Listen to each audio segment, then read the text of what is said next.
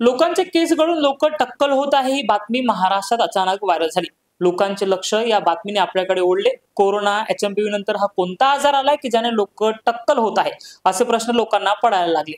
का लोकांचे केस गळायला लागले आणि कोणत्या कारणाने लोकांचे टक्कल पडू लागले हे आपण जाणून घेणार आहोत या व्हिडिओमध्ये। नमस्कार, मी अमित वांद्रे, आपण पाहत आहात नागपूर समाचार 24। केस गळत आहेत, लोकांचे टक्कल पडत आहेत ही बातमी सर्वप्रथम बुलढाणा जिल्ह्यातील शेगाव तालुक्यातील 6 गावातून व्हायरल झाली। या 6ही गावात महिला असो वा पुरुष दोघांचे केस जलद गतीने गळत होते, काहींचे तर टक्कल सुद्धा पडले। त्यामुळे या 6ही गावातील नागरिकांमध्ये भीतीचे वातावरण निर्माण झाले होते। हा कोणता रोग आला जो लोकांना टक्कल पाडत आहे या प्रश्नाने लोक व्यथित झाले होते।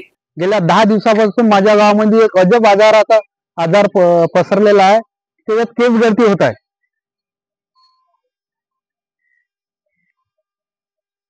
आणि गावामध्ये एवढं भीतीचं वातावरण पसरलं असून आणि जवळपास 20 पेशंटचे असे टक्कल पडले। एकदा केस गळती चालू झाली की 5 ते 6 दिवसात पूर्ण टक्कल होते। या बाबतीत मी परवा दिवशी आपले गीते साहेब DHO यांच्याकडे गेलो होतो आणि त्यांना पत्र पण दिलेलं आहे। ही बातमी महाराष्ट्रात आगीसारखी व्हायरल झाली। त्यानंतर प्रशासनानेही या बातमीकडे लक्ष देऊन तपासणी केली असता केस गळतीचे नेमके कारण समोर आले।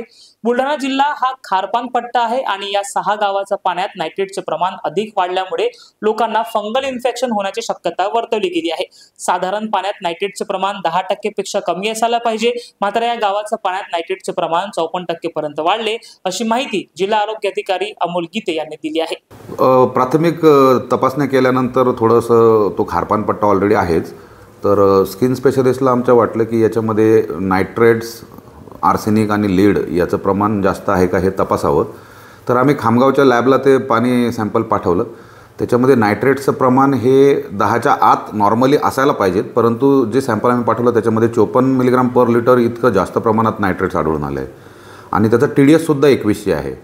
लीड आणि आर्सेनिकची तपासणी बुलढाण्यात होत नाही, त्याचे सॅम्पल आम्ही पुण्याला पाठवले आहे। एक 8-10 दिवसात त्याचं पण सॅम्पलचे रिझल्ट्स येतील।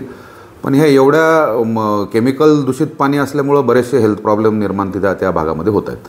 त्यामुळे केस गळतीचं प्रमाण त्याच्यामुळे झालं का असं एक्झॅक्टली म्हणता येणार नाही, तर कारण ते क्लिनिकली डायग्नोस आम्ही फंगल इन्फेक्शन केलं आहे। आता ते फंगल इन्फेक्शन का ठराविक एरियातच होतं आहे याचं इन्व्हेस्टिगेशन आम्ही करत आहोत। इपिडेमॉलॉजिकल सर्वे झाल्यानंतर ते आपल्याला कळेलच की नेमकं याच भागामध्ये फंगल इन्फेक्शन जास्त का आहे म्हणून। सध्या किती आता रुग्ण आढळून सध्याचा अपडेट काय? सध्याचा अपडेट कालपर्यंत 51 रुग्ण होते। आजचा अपडेट माझ्यापर्यंत दुपारपर्यंत येईल, पण रुग्णांची संख्या सध्या घटते आहे, वाढत नाही आहे। आणि ज्या लोकांचे केस गेले होते त्यांचे केस पण उगायला परत सुरुवात झालेली आहे। या माहितीनंतर हे स्पष्ट झाले आहे की केस गळती ही काही बिमारी नाही, तर पाण्यात नायट्रेटचे प्रमाण वाढल्यामुळे केस गळती सारखी समस्या गावकऱ्यांना होत आहे। अशात प्रशासन संबंधित बाबीकडे लक्ष देऊन उपाययोजना करण्याकडे भर देत आहे।